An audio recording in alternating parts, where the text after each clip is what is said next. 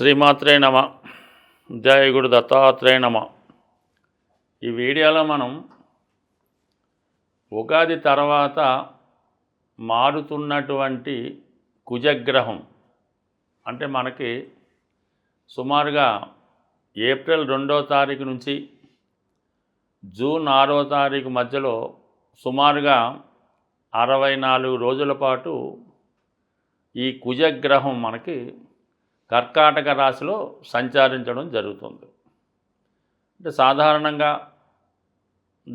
జాతకుడి మీద గోచారరీత్యా ఎక్కువ ప్రభావాన్ని, ఆదాయ వ్యయాల్ని, అలాగే రుణబాధలు, ఆర్థిక సమస్యలు, బంధువులతో విరోధాలు, భార్యాభర్తల మధ్య విభేదాలు, అన్నదమ్ముల మధ్య ప్రాబ్లమ్సు, అలాగే రియల్ ఎస్టేట్లో పెరుగుదల తగ్గుదల, అలాగే వివిధ మార్కెట్లో షేర్ల మీద కూడా ఈ కుజగ్రహ ప్రభావం ఎక్కువగా ఉండడం జరుగుతూ ఉంటుంది.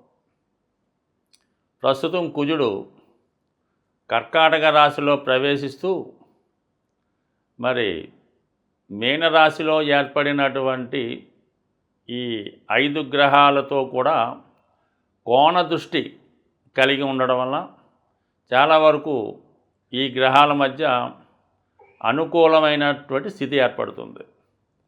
అలాగే మీనరాశిలో ఉన్నటువంటి శని భగవానుడికి, కర్కాటక రాశిలో ఉన్నటువంటి కుజునికి ఏర్పడినటువంటి ఈ కోణ దృష్టి ప్రభావం వల్ల మరి ఇండస్ట్రీలో ఎక్కువగా పారిశ్రామిక రంగం అభివృద్ధికరంగా ఉంటుంది. అలాగే రియల్ ఎస్టేట్ వారికి కూడా ఒక విధమైనటువంటి అభివృద్ధి కలుగుతూ ఉంటుంది.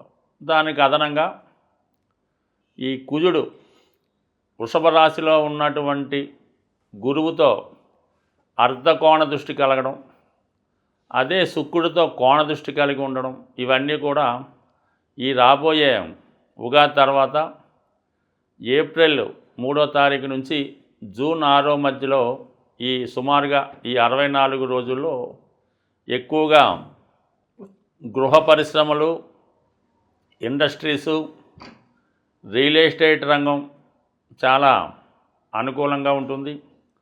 అలాగే ముఖ్యంగా ఎవరికన్నా ఆర్థిక సమస్యలు ఉంటే వాటి నుంచి బయటపడతారు.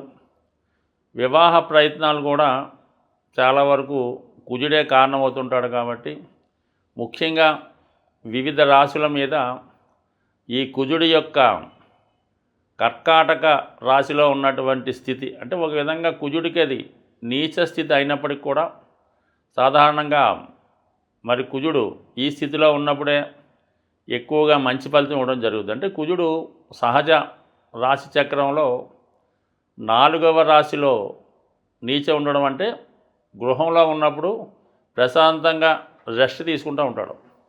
అదే దశమ స్థానంలో మకరంలో ఉచ్చులో ఉన్నప్పుడు చాలా యాక్టివ్గా ఆన్ డ్యూటీలో ఉండడం జరుగుతూ ఉంటుంది.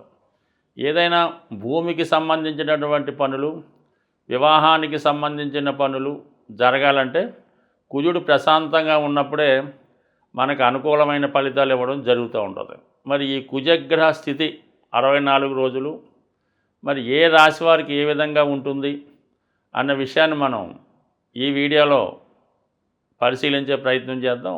మకర రాశి వారికి కర్కాటక రాశిలో ప్రవేశించినటువంటి కుజగ్రహ ప్రభావం సుమారు 64 రోజుల పాటు మకర రాశి వారి మీద ఏ విధమైన ప్రభావాన్ని చూపుతుంది అని పరిశీలించినప్పుడు మరి మకర రాశి వారు ఇప్పుడే ఈ నెల నుంచే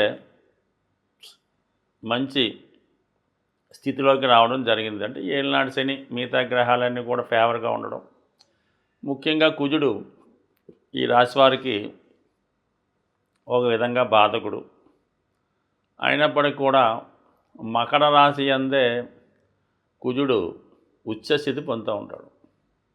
దాన్ని బట్టి ఏంటంటే ఈ మకర రాశి వారికి కుజుడు వృత్తికారకుడిగా కాకుండా వీడి జీవితంలో పైకి రావాలన్నా, సమర్థవంతంగా ఎదగాలన్నా ఈ మకర రాశి వారికి శని అనుగ్రహం ఎలాగా ఉండాలి, దాంతోపాటు కుజగ్రహ అనుగ్రహం కూడా ఉండవలసిందే. ఉంటేనే వీళ్ళు ధైర్యంగా చిన్న స్థాయి నుంచి ఉత్తమ పై స్థాయికి వెళ్ళే జాతకులు ఎవరన్నా ఉన్నారంటే కేవలం మకర రాశి అందే ఉంటారు. చాలామంది ఒక సాధారణ రియల్టర్గా, ఈ భవన కార్మికుడుగా వాళ్ళ జీవితాన్ని ప్రారంభించి చాలా గొప్ప 50-100 కోట్ల ప్రాజెక్టులు కూడా చేపట్టే స్థాయికి చాలామంది ఎదగడం చూస్తే ఈ మకర రాశి వారికే ఈ కుజ శని గ్రహాల అనుగ్రహం కలుగుతూ ఉంటుంది. ఎక్కువగా ఈ కన్స్ట్రక్షను, రియల్ ఎస్టేటు, లేదంటే పరిశ్రమలు, ఈ రంగాల్లో ఎక్కువగా ఈ మకర రాశి వారు ఉంటారు. వీళ్ళు కంపల్సరిగా ఆ స్థాయిలో ముందుగా కార్మికుడిగా ప్రవేశించి దాని తర్వాత కార్మిక నాయకుడిగా ఎదిగి దాని తర్వాత అటు రాజకీయ రంగంలో వెళ్ళే వాళ్ళు కొందరు ఉంటే వారే స్వతహాగా పరిశ్రమలు ఇలా స్థాపించి వెంచర్లు, కన్స్ట్రక్షను, విల్లాసో కట్టి చాలా వరకు అంటే వారు బాల్యంలో చిన్నతనంలో పడిన కష్టాలు, వాళ్ళు తల్లిదండ్రులు ఎదుర్కొన్నటువంటి సమస్యలు చూడటం వల్ల వీళ్ళు 10 మందికి ఇటువంటి లోటు లేకుండా చేయాలనే ఆలోచనతో ఈ విధంగా ప్రజలకు ఉపయోగపడే కార్యక్రమాలు చేస్తూ ఉంటారు. అంటే వ్యాపారాలు అనుకుందాం, వ్యాపారం అయినా కూడా అందులో కొంత ప్రజలకి ఉపయోగపడతారు, వారు లాభం పొందుతుంటారు. కాబట్టి అటువంటి స్థితిలో మనకి ఈ రాశి వారికి ఇప్పుడు మళ్ళా గత కొంతకాలంగా వీళ్ళు చాలా ప్రయత్నాలు చేసినప్పటికి కూడా పెద్దగా ఇంచుమించుగా కరోనా తర్వాత ఈ రాశి వారికి పెద్దగా అభివృద్ధి వచ్చినట్టు కనబడలేదు. అంటే ఇంచుమించుగా వీళ్ళకి జన్మశని నడుస్తుండగానే కరోనా స్టార్ట్ అవ్వడం, ఈ జన్మశని అంతా కూడా దాంతో నడిచి దాని తర్వాత కూడా పెద్దగా వీళ్ళు ఏదైతే వృత్తి రంగాల్లో ఉంటారో అవి పెద్దగా ఇంప్రూవ్మెంట్ లేకపోవడం జరిగింది. ఆ కారణం వల్ల ఇప్పుడు మళ్ళీ వీళ్ళని మళ్ళా ఫామ్లోకి, వెలుగులోకి రాసే విధంగా ఈ టైం స్టార్ట్ అయింది. మరి కుజుడు సప్తమ స్థానంలో ఉంటూ అటు దశమ స్థానాన్ని, అంటే దశమ స్థానంలో కుజగ్రహ ప్రభావం ఉంటే వాళ్ళు మార్కెటింగ్ రంగంలోనూ, రియల్ ఎస్టేట్ రంగంలో రాణిస్తూ ఉంటారు. అందువలన దశమ భావంలో కుజుడు దిగ్బలుడై ఉంటాడు కాబట్టి ఆ భావాన్ని చూడటం, అలాగే సప్తమంలో ఉండి రాశి మీద వీక్షణ, తన ఉచ్చస్థానాన్ని వీక్షించడం వలన జాతకుడు ఒక విధమైన ఎనర్జీ పొందుతూ ఉంటాడు. అంటే తను ఏదైతే గతంలో ఒక ధైర్యాన్ని కోల్పోయి ఉండొచ్చు, ఒక సామర్థ్యాన్ని, ఒక ఆరోగ్యాన్ని కోల్పోయి ఉండొచ్చు.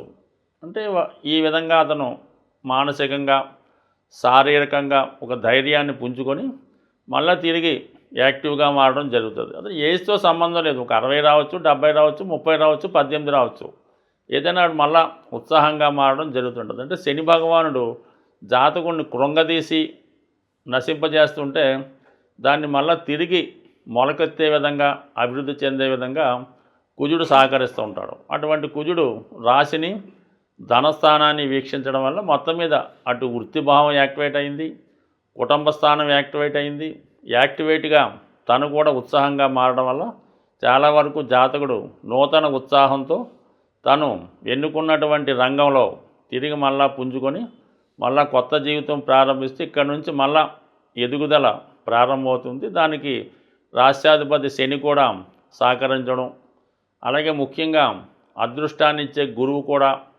మరి భాగ్యం నుంచి రాశిని వీక్షించడం, ఇవన్నీ కూడా జాతకుడు కొత్త జీవితాన్ని ఉత్సాహంగా ప్రారంభించడానికి కారణమవుతుంది.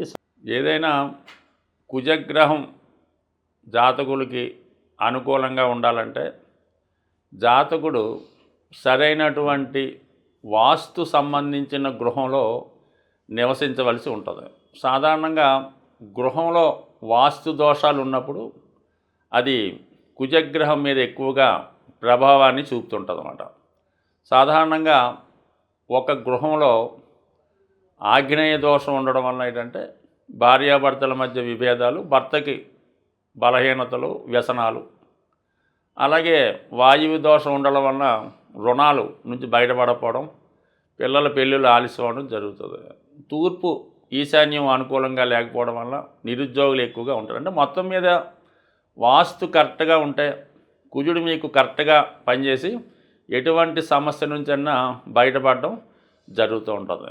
సాధారణంగా మీ యొక్క జన్మజాతకంలో కుజుడు పాపగ్రహాలతో ఉన్న దుస్థానంలో ఉన్న కంపల్సరిగా మీరు నివసించే గృహంలో వాస్తుపరమైన దోషాలు 100% ఉంటాయి. సో దక్షిణ దిక్కు మొత్తం కూడా కుజుని యొక్క ప్రభావం ఎక్కువగా ఉంటుంది. అందుకే చాలామంది దక్షిణ ఫేసింగ్ గృహం అంటే ఇబ్బంది పడుతూ ఉంటారు. అది కుజుడు వారి రాశిలో వారి యొక్క జన్మజాతకంలో బలంగా ఉంటే దక్షిణమే వాళ్ళకి బాగా రాణించడం కూడా జరుగుతూ ఉంటుంది. బట్ ఏదైనా మీరు ఒక ఆర్థిక సమస్యలో ఇరుక్కున్నా, కోర్టు సమస్యలున్నా, తరచూ యాక్సిడెంట్లు అవుతున్నా, మీ కుటుంబంలో ఒకరికి చాలా వ్యసనాలు ఏర్పడుతున్నా, స్త్రీలకి సరైనటువంటి అనారోగ్య సమస్యలు కానీ, వారికి ఏదో ఒక ప్రాబ్లం రావడం కానీ జరుగుతున్నా, కుటుంబంలో ఎవరూ పని లేకుండా అందరూ నిరుద్యోగులుగా ఉంటూ ఏదో ఒకరి ఆదాయం మీద ఆధారపడుతున్నా, ఇవన్నీ కూడా కుజగ్రహ ప్రభావం వల్ల ఆ గృహంలో వాస్తు దోషాలు ఉన్నట్టు గమనించవలసి ఉంటుంది. అంటే కేవలం మీరు అద్దింట్లో ఉన్నా ఆ వాస్తు మీ మీద పనిచేస్తుంది. ఒకవేళ మీరు సొంత ఇల్లు ఉన్నా ఆ సొంత ఇంట్లో ఉండకుండా వేరే ఇంట్లో ఉన్నా మీ మీద వాస్తు దోషం అనేది ఎక్కడికి వెళ్ళినా మీ సొంత గృహం అంటూ ఉంటే, అంటే మీ సొంత గృహం అవ్వచ్చు, మీ తాతగారిది అవ్వచ్చు, తండ్రి గారిది అవ్వచ్చు, ఇవన్నీ కూడా మీ మీద ప్రభావం చూపుతుంటాయి. కాబట్టి ఎక్కువగా మనకు ఒక సమస్య 2-3 సంవత్సరాలైనా పరిష్కారం అవడం లేదు. ఎంత ప్రయత్నం చేసినా దాని నుంచి బయటపడలేకపోతున్నాం.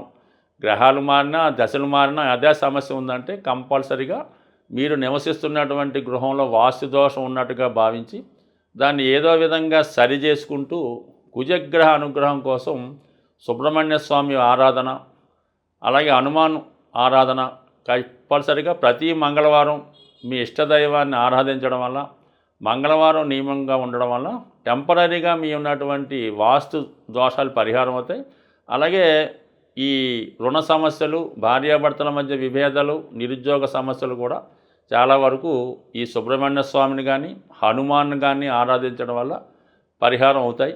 బట్ ఏదైనా శాశ్వత పరిహారం మాత్రం కంపల్సరిగా ఒక 2-3 సంవత్సరాలుగా ఒకే సమస్య మిమ్మల్ని వేధిస్తుంటే మీ గృహాన్ని కూడా సరి చేసుకుంటే కేవలం మీరు త్వరలోనే ఆ సమస్యలు సాల్వ్ అవడం అనుభవరీత్యా కనబడుతుంది. స్వస్తి.